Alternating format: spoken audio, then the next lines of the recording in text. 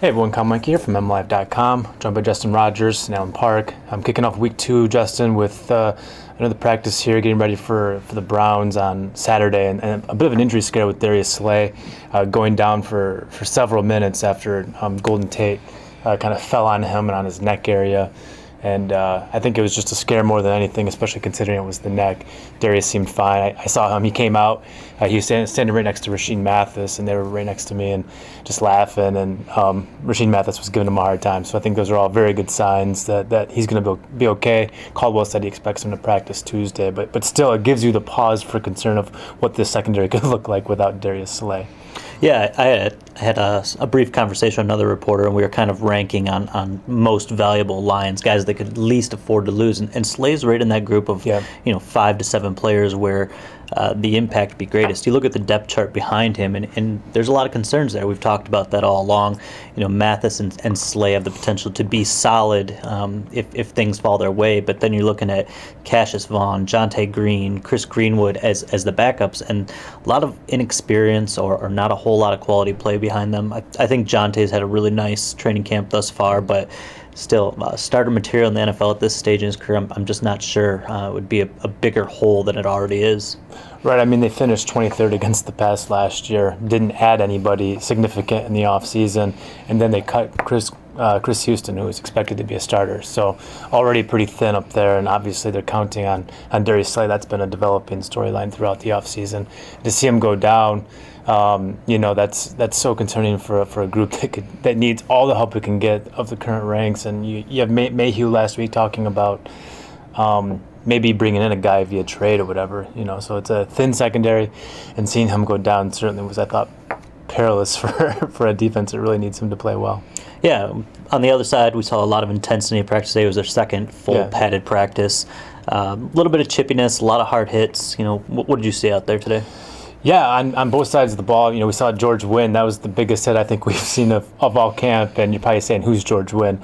But he's a reserve tailback fighting for a job there, and he trucked Jerome Copeland, the safety, and I mean you could just hear it instantly, and all the guys are hooting and hollering. It's a big hit if the guys are getting that excited as well, along with the fans who are down here.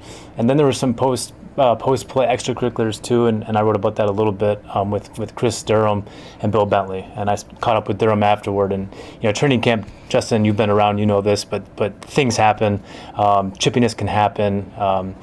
Guys are fighting for jobs, guys are into it, and they're going against each other every single day, and so these battles sometimes result in some extra punches or shoves or whatever, and it's particularly common among cornerbacks and receivers, and so it's nothing to be concerned about. Durham told me after practice that it's water under the bridge, it was an on the field thing. They were both going at it, both were heated. When they go back in the building, they're cool again. And so I wouldn't make too much of it, other than the fact, obviously, that the temperature is rising at practice and the intensity is going up, and that's not a bad thing.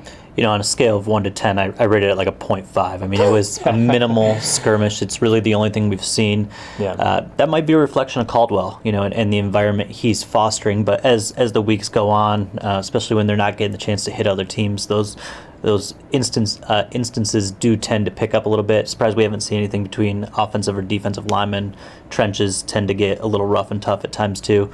Saw a few linebackers get some pops in today. Theo Riddick got swallowed up by DeAndre Levy. I was surprised he popped up as quickly as he did. Beyond that, we're looking at the kicking game right now, and it's kind of a mess, kind of not a mess. I mean, it depends how much you're buying Giorgio Tavecchio stock, really. Absolutely, he's made 16 in a row. I think we've counted in practice.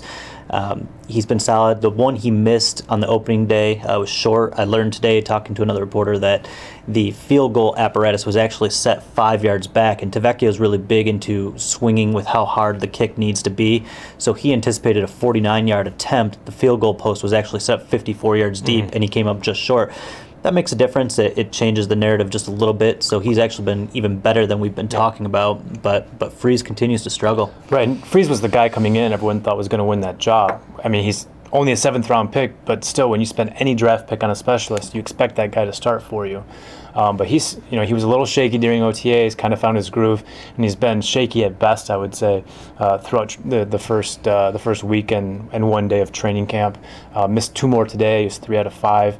I think he's only had 1 or 2 perfect days so far in camp, and so I think with those misses adding up, that becomes at some point concerning. I mean, they have a game on Saturday, and fans are already, I think, discouraged with what happened last year with the David Akers experiment, and with the way this is playing out. It's not going to take very many misses from Nate Freese for fans to turn on him, and you don't know what that's going to do to a rookie kicker.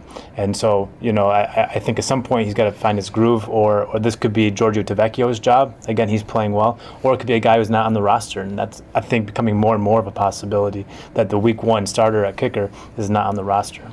I've been shocked by Freese's inconsistencies. You bring in a guy that kicked at Boston College, not necessarily the nicest environment, a lot of wind, rain, 20 for 20 last season, and I think somewhere in the ballpark at 85% in his career. There was some concerns about the strength of his leg, but we have not seen that at all. I mean, he's blasted, 48, 51 yards through the upright with plenty of distance. It's been the accuracy, and it doesn't make a whole lot of sense, but he's going to need to get it together quickly if he wants to make this team. That's what we've got. We'll be back here tomorrow on Tuesday at 3:30 for practice again. For Justin Rogers, I'm Kyle Meinke. We're MLive. Keep it right here.